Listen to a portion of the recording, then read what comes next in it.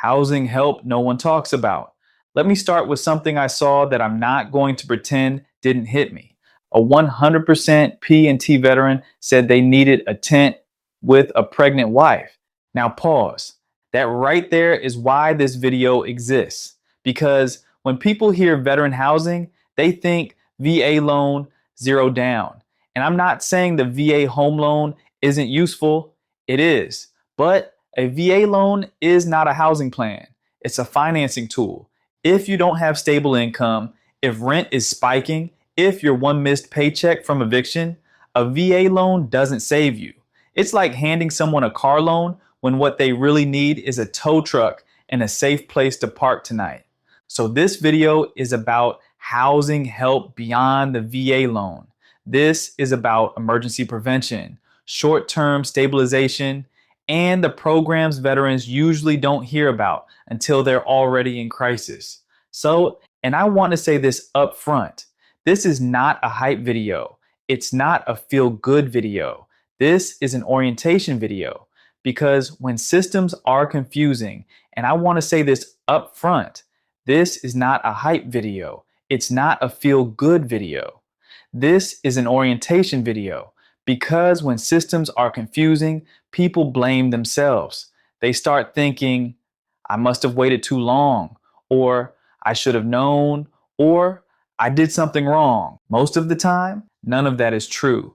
The truth is, a lot of veterans simply don't know what lanes exist beyond get a VA loan. And if you're in a housing crisis, that advice is like telling somebody drowning to just learn to swim. Helpful later, not right now. Let me put some reality behind this. The VA tracks veteran homelessness every year through what's called the point in time count. The numbers can go up and down depending on the year, but the bigger truth is this. Homelessness is still very real in the veteran community, and it's not always about bad decisions. A lot of times it's a math problem, a rent increase, a medical event, a job loss, a family situation, one domino. So before we talk programs, I want you to hold one simple framework in your head. There are 3 types of housing need. Some veterans need emergency help right now. Some veterans need stabilization over the next few weeks or months. And some veterans need long-term housing solutions. Generation 1 is about the first 2 lanes, emergency and stabilization. Because if your house is on fire, we are not starting with a conversation about home renovation grants. We start with keeping you housed tonight. Now, if you or your family are facing homelessness or you're already there, there is a direct entry point that exists for exactly that situation. The VA's National Call Center for Homeless Veterans. It's free, confidential, and available 24/7. The number is 1-8774-AIDVET, 1-8774-243-838. And I'm not saying that dramatically. I'm saying it plainly because people wait too long. They try to figure it out quietly. They try to handle it with pride. And then the situation gets worse fast. That number is one of the fastest ways to get connected to local support without you having to guess what office, what program, or what person you're supposed to talk to. Now, the next lane, the one you keep hearing success stories about, is SSVF, which stands for Supportive Services for Veteran Families. Here's what SSVF really is in plain English. It is designed to prevent homelessness and to rapidly rehouse veterans who are already homeless. It's delivered through community organizations, funded to move quickly because housing crises don't wait for perfect paperwork. This is why you see testimonies like SSVF saved me from eviction or SSVF got my family out of the car, because that's literally what it's built to do. SSVF often comes with case management and short-term assistance that can include things like help catching up on rent, help with deposits, help with moving costs, help stabilizing utilities, and the biggest part people miss. The program isn't just trying to pay one bill. It's trying to stop the spiral. Because eviction isn't just eviction, it triggers job disruption, childcare disruption, medical disruption. It breaks routines, it breaks stability, then it breaks everything else behind it. So when veterans ask, why didn't I hear about SSVF? The honest answer is because it's not marketed. It's not a shiny program. It's a rescue program. And rescue programs don't come with commercials. They come with case managers. Now, let me say this carefully. SSVF is not free money. It's structured assistance, it's accountability, support, and stabilization. And it usually requires you to work with the provider organization so they can document need and connect you to the right resources. That's not to make it hard. That's to make it defensible. These programs have rules, and those rules are what keep the funding available for the next veteran who needs it. Now, there's another truth I want to say out loud because I see a lot of veterans beating themselves you. All right, now we're in the part of the conversation most veterans were really asking for because a lot of you aren't saying, I want a VA loan. You're saying, I need a home. I need stability. I need something that actually fits real life. So let's talk about the long-term lane, HUD-VASH. HUD-VASH is basically a partnership between HUD and the VA. It combines a housing choice voucher, rental assistance, with VA case management and supportive services. Plain English, it's not just here's a voucher, good luck. It's here's rental support and a support structure to help you stay housed.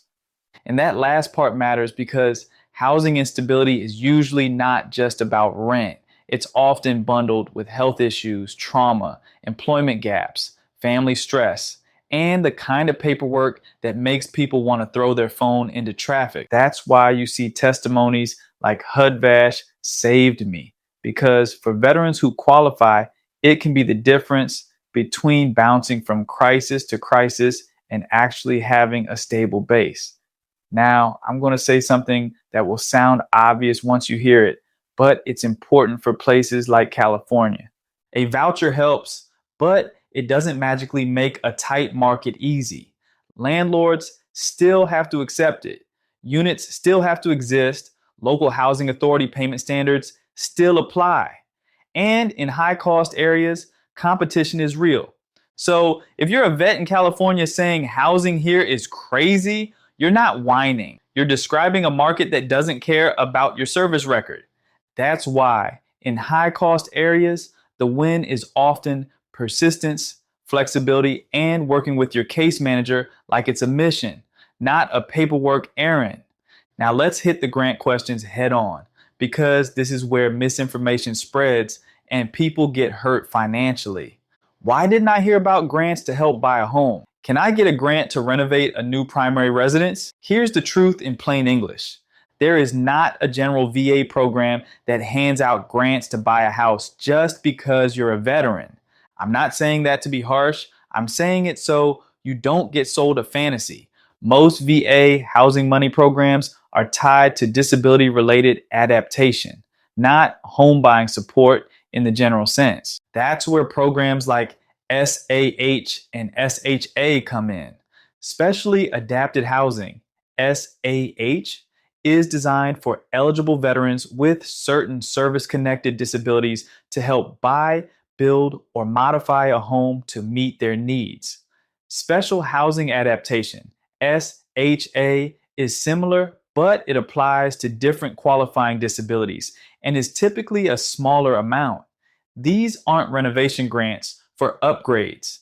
This is about access, safety, and independence. Things like ramps, widened doorways, roll-in showers, modifications that allow a disabled veteran to live safely in their own home. So when someone asks, can I use this to renovate my new primary residence?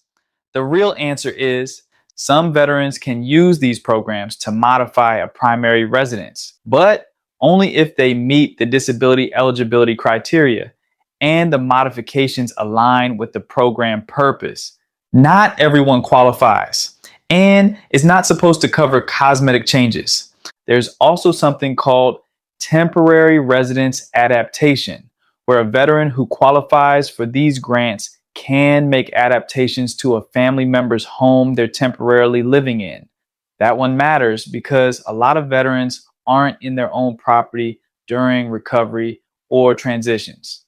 Now, let's talk about another program that veterans keep missing because it doesn't get talked about enough. HISA, Home Improvements and Structural Alterations.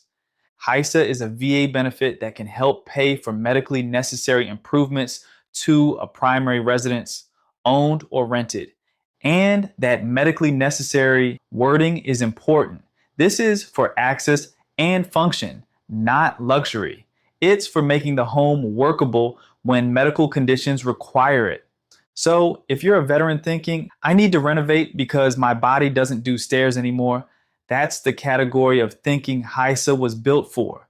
Now, state level housing help. This is where I need you to hear me because this is why people feel like they never heard about grants. States and counties often have housing support that can change the math. Property tax relief for disabled veterans, housing assistance funds, emergency repair programs, local nonprofit partnerships, down payment assistance programs in some areas. But there's no national dashboard that shows you all of it.